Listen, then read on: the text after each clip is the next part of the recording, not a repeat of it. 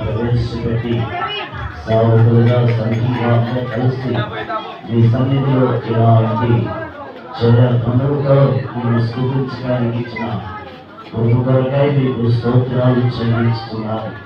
ఈ కార్యక్రమంలో మీరు నడిపించి మీ నామమునికే మహిమ తీసుకొచ్చుకోమని యేసు అతి శ్రేష్టమైన నామములోనే అడిగి వేడుకొని ప్రార్థన చేస్తున్నాను తండ్రి. ఆమేన్.